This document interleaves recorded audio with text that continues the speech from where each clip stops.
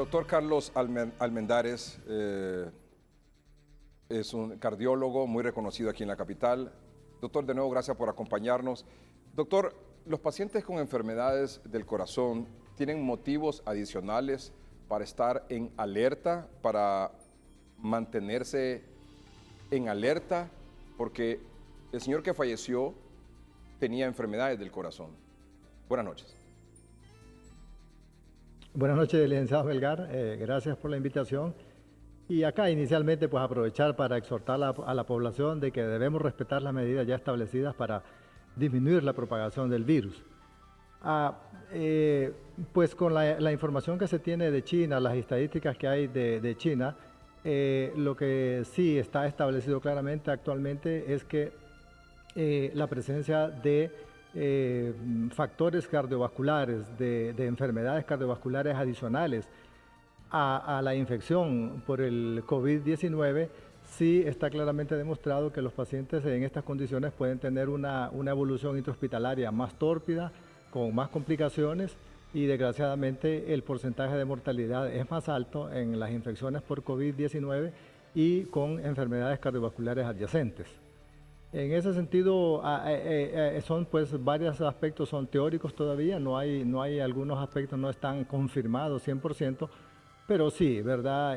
Posiblemente sin el ánimo de alarmar, pero sí, ¿verdad? Las personas diabéticas, con insuficiencia cardíaca, pacientes que se recuperan de un infarto agudo del miocardio, hipertensión arterial, sí podría ser que se tome un poquito de extremar un poco las medidas ya conocidas. Sí, doctor, entendíamos que inicialmente el blanco principal del virus son los pulmones.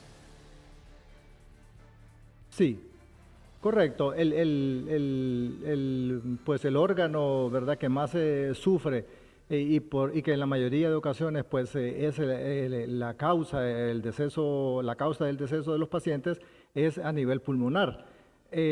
Pero hemos ya, pues se ha ido aprendiendo, se ha ido conociendo que el virus también puede tener otros comportamientos y que también es causa de afectación directa a nivel cardíaco por parte del virus COVID-19. Por ejemplo, hay personas que desarrollan lo que se llama una injuria miocárdica, o sea, el miocardio, el músculo, el músculo que es el que da la fuerza con que bombea el corazón. Hay otros pacientes que pueden desarrollar lo que se llama una miocarditis, o sea, una inflamación aguda del corazón, que es una condición grave. Hay pacientes que pueden desarrollar arritmias cardíacas, trastornos en el ritmo cardíaco, la parte eléctrica del corazón. Hay pacientes que desarrollan lo que se llama fenómenos tromboembólicos, ¿verdad? Coágulos, trombos en las piernas que pueden irse pasar por las cavidades derechas del corazón e irse a alojar a los pulmones, que también es otra condición grave. Entonces, estas son condiciones que no es que van a estar presentes en todos los pacientes con COVID-19, pero sí hay que estar alerta y atentos a que estas otras complicaciones a nivel cardíacas directamente provocadas por el virus también pueden contribuir a una evolución muy mala de los pacientes y a veces pues también con la muerte. Obviamente la edad tiene mucho que ver también en este asunto, ¿verdad? Personas mayores de 60 años con esas condiciones que usted refiere. Es correcto, está claro que pues, son los pacientes más vulnerables ante esta situación, los pacientes mayores de 60 años y con las condiciones que ya la población ha conocido, ¿verdad? Asmáticos también, enfermedades pulmonares crónicas, cáncer también, ¿verdad? O por alguna condición del sistema inmune deficiente, también, ¿verdad? Los hace más propensos y vulnerables a que la infección sea mucho más severa y desgraciadamente mayor la mortalidad. Doctor Almendares, ¿qué medicación debe usarse? Es decir, ¿qué deben hacer, qué deben de tomar? Cuando se empezó a conocer el problema de la epidemia, entonces inicialmente aparecieron unos reportes de que muchos de los medicamentos de que se usan frecuentemente en el área cardíaca para tratar la hipertensión, para tratar situaciones como de insuficiencia cardíaca, para tratar situaciones en las cuales los pacientes se recuperan de un infarto, podrían contribuir a que el virus penetrara más fácilmente al pulmón o que estos medicamentos pudieran hacer más vulnerable al paciente ante esta situación. Pero eso no está comprobado, eso está parte de estudios en animales, porque también está la otra parte, que hay alguna evidencia que ya se conocía antes, que a veces la presencia de estos medicamentos más bien pueden proteger y hacer que un cuadro de neumonía viral o de un cuadro del más conocido, pues, adquirido en la comunidad, a veces por bacterias, sea más favorable, el curso sea mejor, más benigno, cuando los pacientes están tomando este tipo de medicamentos. Nos referimos a medicamentos, ¿verdad?, que los pacientes conocen como enalapril, captopril, lisinopril por un grupo, y en otro grupo está lo que se llama el losartán, candesartán, olmesartán, valsartán. Pero yo diría que es para que la población se mantenga pues con confianza de que pueden seguir sus medicamentos ya indicados por su médico, no hay que hacer cambios, ¿verdad? Sobre todo porque estos medicamentos garantizan un efecto muy beneficioso a largo plazo en estas condiciones de morbimortalidad cardiovascular. Salvo, ¿verdad?, que un paciente se le confirme COVID-19, se hospitaliza y que su presión más bien está normal, probablemente sea una condición de quitar o omitir el medicamento, pero no tanto por la presencia del virus, sino que más que todo por su condición general, por su condición hemodinámica. Esto está claramente, ¿verdad?, establecido y las principales sociedades de cardiología de Europa y de Norteamérica, pues la conclusión de ellos, y no ha cambiado su posición hasta el día de hoy, es que se deben de seguir con confianza estos medicamentos. Por ahí se menciona también que esto se ha hecho porque es una sustancia la que permitiría que el virus, una enzima que todos la tenemos en nuestro cuerpo, y que al parecer cuando usamos estos medicamentos, esa enzima como que aumentan los niveles.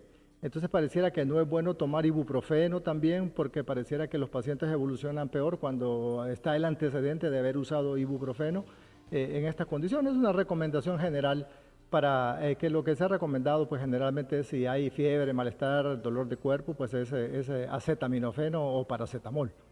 Eso es, porque usted sabe que con el menor síntoma en las condiciones actuales, muchos buscamos o buscan automedicarse, ¿verdad? Y esto puede ser correcto. fatal. Sí, pues la automedicación desgraciadamente es bien frecuente en nuestra población, ¿verdad? Y ante esta condición, ¿verdad?, otra de las condiciones que tenemos que aprender es eso, ¿verdad?, que 80-85% de estos casos de COVID van a pasar y van a pasar con las medidas generales, ¿verdad? Aislamiento, el aislamiento social, el distanciamiento con las personas que lo puedan atender y las medidas generales de sostén, hidratación adecuada, y de medicamentos probablemente solo acetaminofeno o paracetamol, y prohibidos los antiinflamatorios no esteroidales que se llaman. Doctor, debemos de seguir y por otro, yo diría... Perdón, sí, continúe, perdón. No, y lo otro que siempre relacionado con este tema de la automedicación, licenciado, y población hondureña, es el hecho de que no hay ningún medicamento probado que sea eficaz contra el virus. Entonces por ahí ha salido información, ¿verdad?, que sale a la luz pública y es de conocimiento general que la cloroquina, hidroxicloroquina, acitromicina, hay alguna evidencia, pero todavía eso es experimental, de que puede ser útil para este tipo de pacientes, pero son para pacientes que están hospitalizados y que ya tienen una repercusión pulmonar. Para esos pacientes en los que se podría probar este tipo de medicamentos, basándose siempre en lo que es riesgo-beneficio. La automedicación con estos medicamentos definitivamente sería una gran irresponsabilidad por parte de la población, porque de por sí ya tienen algunos efectos cardíacos directos, o sea que más bien por intentar mejorar la parte pulmonar contra el virus, más bien podemos hacernos daño desde el punto de vista cardíaco. Y sobre todo la combinación de cloroquina o hidroxicloroquina con el otro antibiótico, acitromicina, promueve o aumenta el riesgo de una condición fatal que se llama muerte súbita. Es por una alteración eléctrica a nivel cardíaco, se desencadena una arritmia cardíaca fatal, y que entonces más bien sería mucho más perjudicial la automedicación, sobre todo con estos últimos medicamentos que se ha mencionado que pudieran ser útiles contra la infección por el COVID-19. ¿Cuál es su recomendación para los pacientes con enfermedades del corazón en este momento, y sobre todo si son mayores de 60 años de edad? Yo diría que son las que ya se han mencionado, licenciado. Probablemente sí, estas personas deberían de extremar más las medidas recomendadas, el lavado de manos frecuente, desgraciadamente, pues no visitas, no celebraciones, no congregarse, ¿verdad? Y aquí viene, ¿verdad?, lo que se mencionaba al inicio o antes en el transcurso del programa, es la contribución que pueden hacer, la valiosa contribución que pueden hacer los jóvenes en el sentido de respetar las medidas, porque ellos, pues probablemente pudieran ser los mayores portadores del virus y llevarlos a casa a enfermar las personas mayores. Doctor, le agradezco mucho que haya aceptado conversar con Noticieros hoy mismo esta noche. El doctor Carlos Almendares, cardiólogo. No, sí, a la orden, licenciado Melgar. Y ojalá que todos contribuyamos a que la propagación sea lo más lento posible. Muchas gracias. Muchas gracias, doctor Carlos Almendares.